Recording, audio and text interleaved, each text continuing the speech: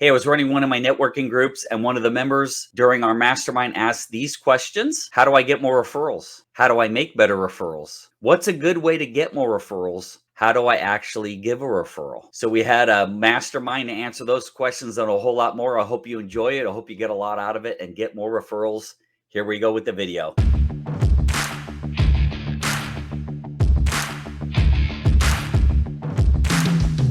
In terms of being able to give more referrals, I often hear people say, listen for this, listen for that. But the big question always is, if you hear it, how do you follow up with that? And what's a good way to really build that kind of knowledge with people, I guess? Okay, so let me make sure I'm clear. So in your elevator pitch, if you hear a business owner say, I'm having a hard time getting a bank loan, right, something, and you teach that to a CPA, right, and then the CPA hears that, what's he supposed to do? Yeah, what's he supposed to say? There's one thing to hear something, then there's another to engage in the conversation. And how do you teach people to engage in the conversation, I guess? Well, what we're doing there is we're listening. So let me be the guy who I'm sitting with, and someone says, man, I'm having a hard time getting a bank loan. I got bad credit, or I just don't have everything in place where the bank looked at it and they're like, you're not ready for a loan. I need someone who can help me with that. Well, my thing goes immediately. I run to pick up my phone and I pull up an email that I've received from you, Joel, and hopefully your signature file's there. And I go, you need to talk to him like right now. And that's it. Now, to take that deeper would take another half an hour, because when Marcella and I receive referrals, we don't call anyone without a prospect profile filled out. I would either say, you need to call Joel right now, or would you like me to introduce you to Joel? And then I'll open up an email and I'll put what I know about him in an email and what I know about you, Joel, in an email, and send it to both of you, and then let you guys work it out from there. So Joel, I was just kind of curious about, maybe I wasn't sure if I heard you right. Like, are you wondering how to transfer the lead between people? Well, I guess it's like I said, you might be able to hear something, but if you don't really know how to engage with the conversation once you hear it, that's the thing. And it's like, and I imagine that's probably a lot of people have that issue. It's one thing, and just, I don't know. I've always heard just rushing in there, it's sometimes better to dig deeper into that conversation with them. Well, so Mike, before you ask deeper, let me make sure I'm clear, Joel. I always assume that you're having a one-on-one with this person when you hear it. I'm getting the impression you're sitting in a coffee shop and somebody 5 feet away is having a conversation and you're overhearing it. Or it's possible I'm having a one-to-one or something. Well, one-to-one, you're already deep into that conversation. So there should be no problem with depth of conversation. But if like somebody's sitting next to you, which has happened a million times to me, I hear two people talking, oh my God, I'm having a party. I don't want to do, my house is a mess. I'm just using an example. I wish that would happen more for Nancy. It just popped out of my head. But I have heard that. Or a family, my mom say, oh my God, people are coming over and freaking out the house. Well, if you're in tune with that, you can say, I know a house cleaner if you're interested. Hey, it's Rick again. Thanks for watching this far. If you're enjoying the video, please do me a favor, hit like and subscribe. Any questions you have about networking, any other topics you'd like me to cover, just put it down in the comments. Thanks for watching. Back to the video. Your signature file, I don't care if you send an email from your phone, your iPad, on the surface of the moon, PC, wherever you're sending an email, you should have a signature file so you're easily referable. Because like if I need to send information to one of you guys, I'm going to open up an email and I'm going to cut and paste your signature file and send it on. In fact, I think Mike sold the home to one of my very close friends, my biggest investor in land, doing something just like that. You got to have a fully filled out signature file.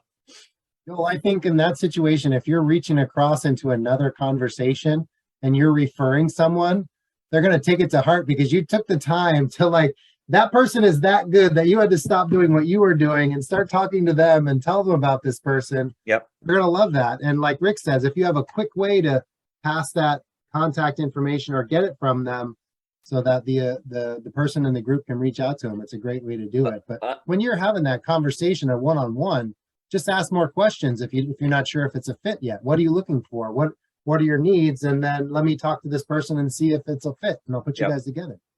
Well, another thing I've done is, in fact, this is Ralph, who's not here today, but I just opened up an email, and this is a perfect example. What I would do if somebody needed Ralph's services, I hold up my phone, which you probably can't. Yeah, you can't see it because I got the light on. But that's Ralph's, my phone up. There's a signature file, and I've had people take pictures of my phone real quick because I don't know them. They probably don't want to give me their cell phone number. Just, hey, I got the guy. hold up your cell phone, they take a picture of the phone. Now, I don't accept stuff like that without doing unbelievable amounts of research. I'm not just going to call the person on the phone. If like a Jay, thank you very much, by the way, a Jay sent me someone, and I go on Facebook, LinkedIn, Google search, go to their website, look at every page of their website before I make contact, because if I start seeing pictures, one person's got a sailboat, another person's got a picture of them working out, another person's got pictures of travel, I want to incorporate and see where I can have a playing field where we can knock the resistance down quicker. 99% of you, when you get a lead or referral, you're probably just calling the person. And that's the last thing on my mind, is making contact. I want to do all the research I can. Like when Marcella gets whatever she needs, I do recon. I'll spend a half an hour to an hour doing research and put a whole package together, which when I'm coaching people, I got coaching clients all over the country. That's like one of the first things we talk about before you make contact. What do you do? Why? I just call them on the phone. Let's go on the internet and do research on the person. Like Mike might get a referral and call a guy on the phone. You're on the phone for 40 minutes. Come to find out the guy is looking for a home in San Jose. I would be shocked if Mike's driving to San. I don't know if it's a $5 million home. Mike may or may not refer it out and get a referral fee. But if the person wants to look in Modesto, maybe Mike doesn't want to go to Modesto. So you do the research, you find out where they live. The first question you ask is, I understand, or I noticed by your area code, you live a little farther. Where do you live? I live in Modesto. Where are you looking to move? Tracy. Okay. I know a guy would perfect for Tracy. I'm not the guy. Refer that out. Mike gets a referral. Anything. I'm always looking for why the deal won't work. And if I can't find it, then the deal will work. So I'm always looking why it won't work. So I was actually doing it this morning. So I was connecting Judy with my contractor, because I was talking to my contractor and he's like, designers are good for me. And talking to Judy, she's like, I need contractors because they work well together. So I start off and I say, hey, Judy, here's a contractor. And I tell her about him. I haven't introduced them yet. Here's his info. Here's his website. Go check him out. Let me know if you want that intro. And then I talked to the contractor and I said, hey, here's Judy. Here's what she does. Here's the area she works. Here's why I think you guys would be good partners. Here's her info. Check it out. Do you want me to make that intro? As soon as both people are like, yes, I want to meet them, then you make a kind of quick email intro. Hey, I've already set the stage. Here's your contact info. Good luck. So it's like you're laying the groundwork for both of them so that you find out what's their pain point. How is the other person going to help them?